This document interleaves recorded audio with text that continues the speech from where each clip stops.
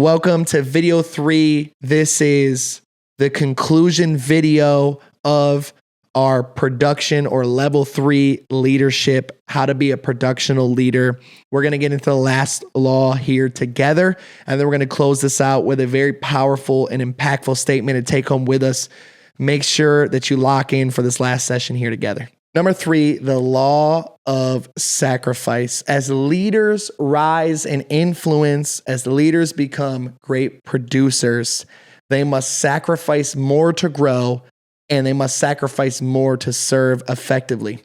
At level 3, leadership, this level of sacrifice that we give to leadership increases significantly, as it does with every single level. When we went from being positional leaders to permissional leaders, and we embarked on the journey of ensuring we have genuine relationship with everybody that we're leading, what happened in that moment is we increased our commitment, which increased our time, which increased our energy, which caused us to have to give up more to get there. And the same goes with production.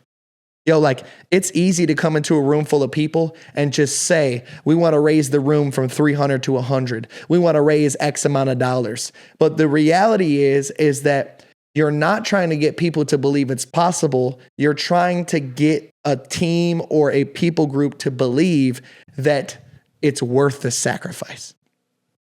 And I'll tell you right now, we ask ourselves all the time, what more would we give to see the production we want? And that's very essential that we think on those things consistently. And so this is a law within production, is that we need to become people who continue to lay down our life and sacrifice. As Jesus said, if we want to follow him, we're going to have to pick up our cross daily, sacrifice daily, and deny ourselves and go after him. And so as a leader, it is a law within this level of leadership that we are willing to lay down everything that is non-essential. Don't become somebody who serves so hard they don't abide in him. That's an essential.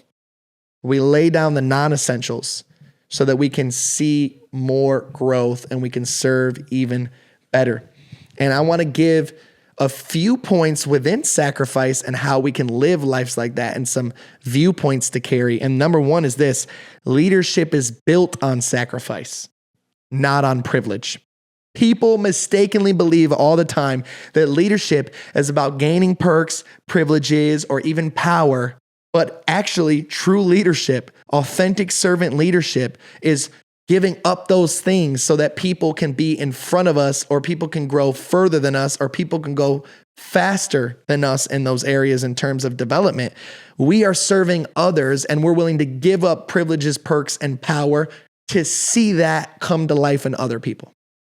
We are becoming the least of these that we might be the first. We are the servant to all, but the master to one, and his name is Jesus. And we are willing to lead from the bottoms up leadership, like we talked about.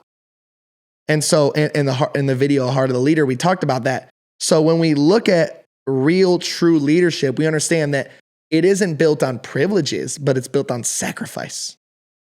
Something to keep and hold close to us. Just to give you an example, as a leader in times of growth or production, they're going to need to understand that they're probably going to have to give up more personal time. They might even have to give more financial support. They might even have to get away from some people who are non-essential or who are dragging them down to ensure that the mission succeeds. And we all know this is true within people who are walking into a relationship with Jesus. They have to sacrifice to see the result of righteousness. They have to mingle their faith with works for Jesus. And it's faith with works. And we show our faith by our works. So there is sacrifice within this. There is sacrifice within what we do. And there was a sacrifice that was paid for us to be believers in Jesus. And that's a gift we get to receive freely. But the entryway leads us to a journey where we have to continually sacrifice. Although it will never suffice to what Jesus did for us, it's the least that we do within leadership and within our journey with God, is that we understand that we sacrifice. We sacrifice, and we always will. And the higher we go, the more sacrifice we give. Second thing I want us to understand is we need to sacrifice for the success of the team. You're going to have to give up some personal comforts, and you're going to have to make some tough decisions for the greater good of not just yourself. I think about some examples. I remember a moment that we were tasked with unstacking and restacking all of the chairs in the sanctuary when I was a Bible college intern. And one thing that I remember very vividly is you remember every single person who didn't show up to school on a day like that. Like immediately you're like, where's so-and-so? Where's so-and-so? Why aren't they here? Because their lack of presence is very well known in the times where you need to perform great tasks and produce great things. And production in that moment was unstacking and stacking chairs in a timely manner. So when we translate to our leadership, especially within a small group or within a leadership team for a ministry or youth ministry itself, you're going to have to recognize that there's some privileges you're going to give up. There's some sacrifice that needs to be made so that you're not just leaving the team out in the dust. You're going to miss out on some money. You're going to miss out on some time, but it's for the greater good of the morale of the team and the success and the production we have. Sacrifice brings unity. And we have to be willing to sacrifice for the team's success as a whole. Third thing is we need to be willing to sacrifice control. This is really, really important for you to get. As you grow up in leadership and you get put over teams and people, there are going to be moments where you need to relinquish control so that somebody else can step up and own it and run it and be responsible for it so that they can grow it even further than you ever did. And for people who love to micromanage, this is so hard to do. People need responsibility, like we talked about earlier, for momentum. And it's important that we know as leaders that we will grow. And as we grow, we will grow people within our realm of leadership that one day will take over the very things that we're doing. And we need to be willing to let them do that. I mentioned before in a political environment of a positional leadership in level 1 that managers in restaurants often are unwilling to train other people to know all of the inventory and all of the ins and outs of managing because they're afraid to lose their job. So they keep people limited, but little do they know if they'll just train that person, they become invaluable. Well, the same happens when we're growing as a ministry. One day there'll come a time where I don't have to be as involved as I am in every detail because there'll be somebody on the team who can take over that area and who can put their full effort to that one area. And if I'm unwilling to relinquish control in whatever area that is, it's not going to produce a life, but it's actually going to hinder that area from growing. And so I see a lot of times that small group leaders and other leaders, they're unwilling to relinquish that control. They get a co-leader that comes in and their co-leader's new to leadership. They don't know anything and you're building and developing them. And then all of a sudden they start growing their group and building relationship with people in the group. And all of a sudden they're like, hey, maybe I can, plan the game this week. Maybe I'm like, no, I don't, I got it. It's good. I like doing it. Because they're scared. They're scared of losing the control, but really they need to see it. And you need to see it as a leader that you have to give those things up so that you can continue to grow. The fourth thing about sacrifice I want you to know is you need to prioritize the long term, not the short term. Leaders at level 3 must sacrifice in the short term to win and to build lasting momentum. But the number one way that we invest in the long term is we invest in systems that might not yield immediate results, but will create lasting impact. What does that mean? There are some systems and processes that are not essential for a ministry of 50 kids to have, included. Let me give you an example. When you have a youth ministry with 50 students, unless you're meeting in a shed or you're meeting at a house and the only thing you have is a parking lot or is your driveway. If you're meeting at a church with 50 students on a youth night, you don't need a parking lot team to park everyone and make sure that there's enough parking spaces because there's not enough students.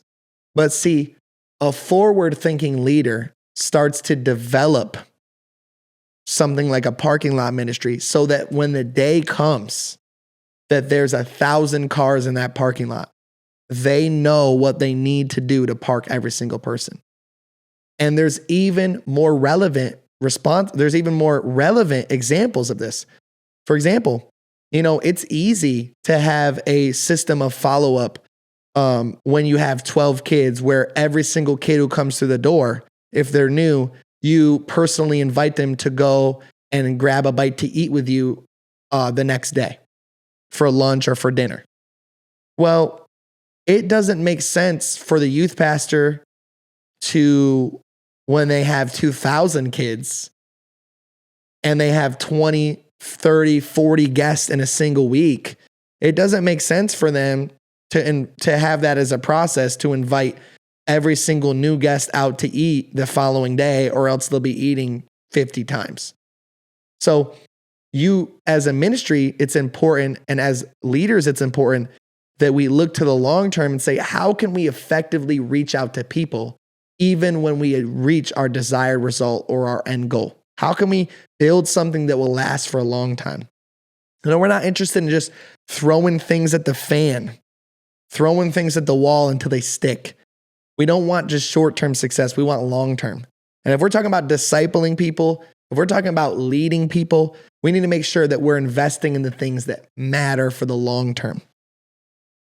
And that's going to cause real sacrifice, and it's going to cause a sacrifice of short-term gains.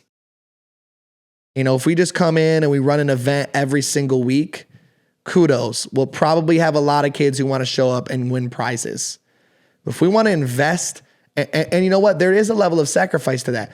But what's harder is to go through a season where we're building at a slower rate because we're not doing a bunch of giveaways and a bunch of shallow stuff.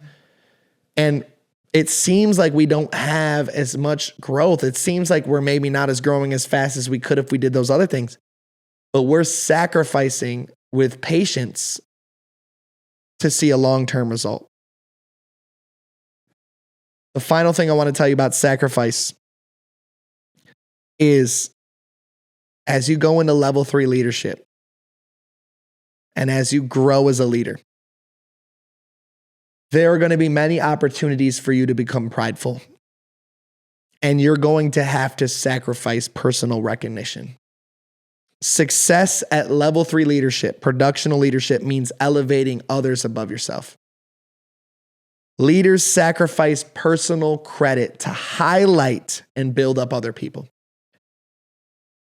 I can't tell you how many times in my life I've had leaders exemplify this for me. I believe the leadership in my life right now is such a great example of this.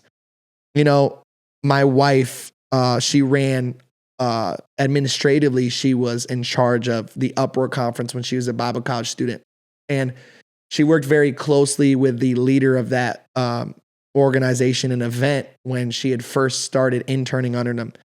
And one thing that he would constantly say about her when it was time for conference to begin is, I don't really know what's going on. She's really the one who runs this whole conference. She's the one who put this all on. Now, realistically, he empowered her, encouraged her, trained her, developed her. He had every reason and right to take recognition for the administrative success of that conference or the overall success of that conference. And instead, he chose to highlight my wife as a leader who didn't even believe at the time those things in herself. She didn't believe those things of herself. And he chose to highlight that.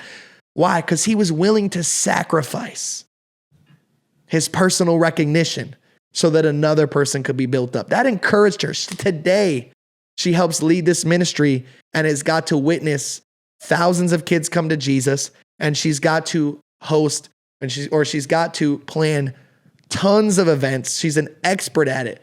And before that year, she didn't know how to do a single thing. But it's propelled her into greater levels of leadership because a leader was willing to lay down their recognition to build other people's up. And that takes sacrifice.